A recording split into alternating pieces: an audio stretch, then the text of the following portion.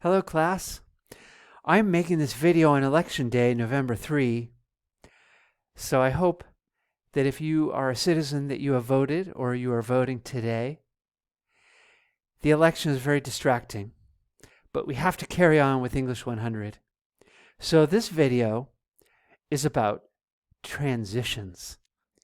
Use transitions to move from one thing to the next. This will make your writing clear and it will make your writing flow. So this is something you need to learn in order to write good papers in college. And some of you might already know all about this.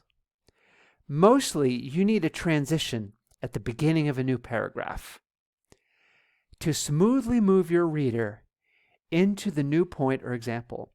So you should be thinking, and I mean body paragraphs mostly, you should be thinking, how am I going to transition into my new thing at the beginning of a paragraph? Note, before putting in transitions, you must successfully organize your paper. Each body paragraph must have a specific focus, and each paragraph must support the thesis. See the week 11 video about organizing a long paper. So you have to organize first. Otherwise, your transitions won't really make sense. Okay, so I hope you talked with me in your conference about organizing and about revising your paper. Sample transitions for essay 2. So, if I were writing this essay, I might start my body paragraphs like this. So this is me imagining. If I were going to write this paper, my paragraph beginnings might be kind of like these. So you have to imagine that each example here is the beginning of a paragraph. Okay? So topic 1. Most people are doing topic 1. So I wrote some examples of how I might start a paragraph. You can start your paragraphs in your own way, but these are some examples to give you an idea of what transitions are like. So, sample transitions for topic 1. To support his claim about police and racism, Coates examines the killing of a young black man named Prince Jones. So you can imagine that paragraph would go on to say all about Prince Jones.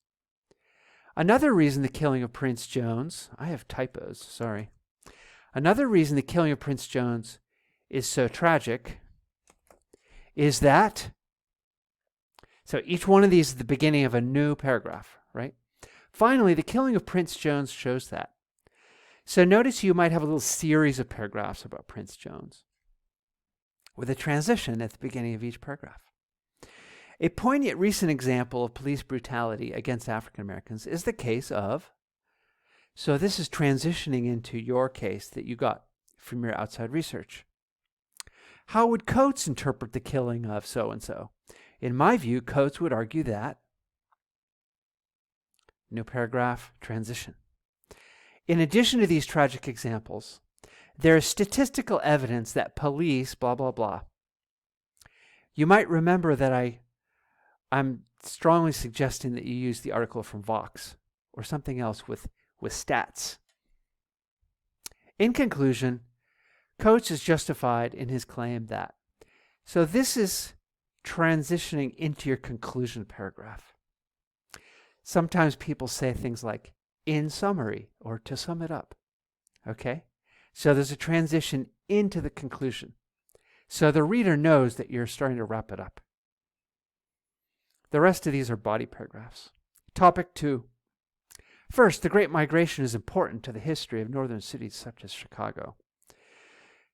The main example of northern racism provided by Coates is, and that's page 108 to 111, one significant feature of northern racism is, remember, each one of these is the beginning of a new paragraph, okay?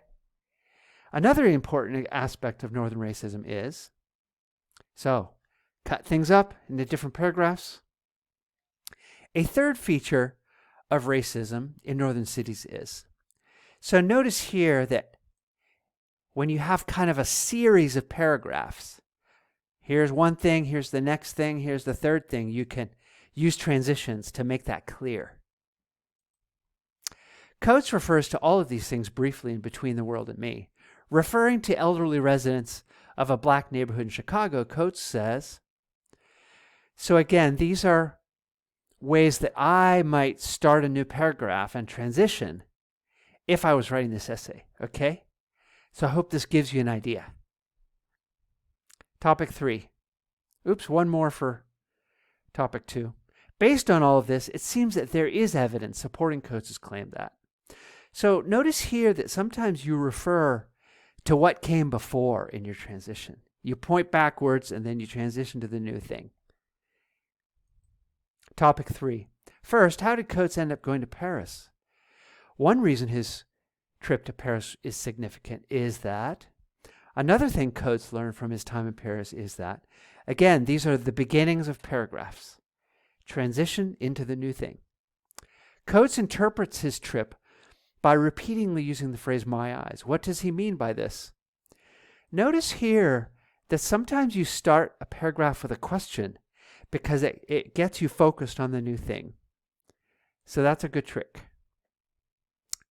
Decades ago, the writer James Baldwin went to France. So this is your transition into your part about James Baldwin. Richard Wright, who became a household name with the publication of his book, blah, blah, blah, also moved to France. Notice here, the transition word is also, like it refers back to what you did before. So there's many different ways to lead into a new paragraph.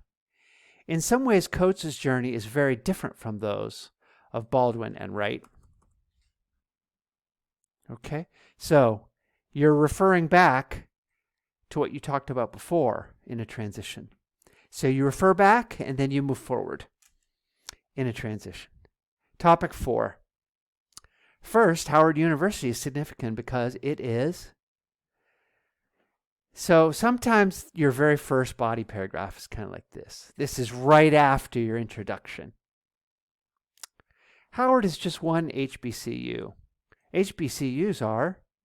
So notice that this transition refers backward, but it also leads into the new thing.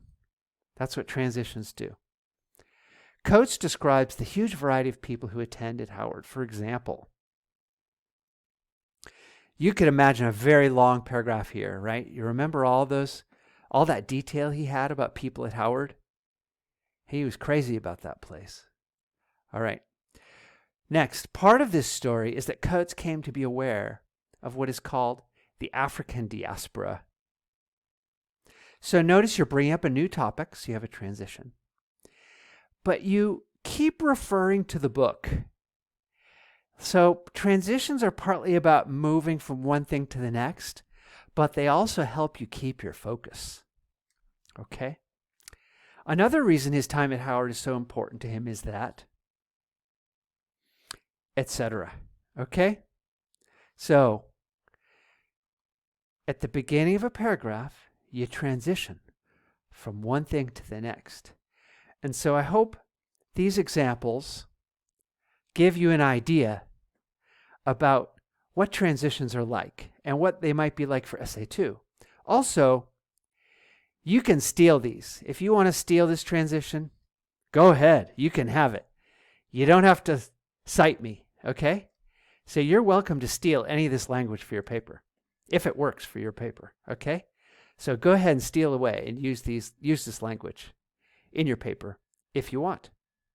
All right, that's it. Thanks.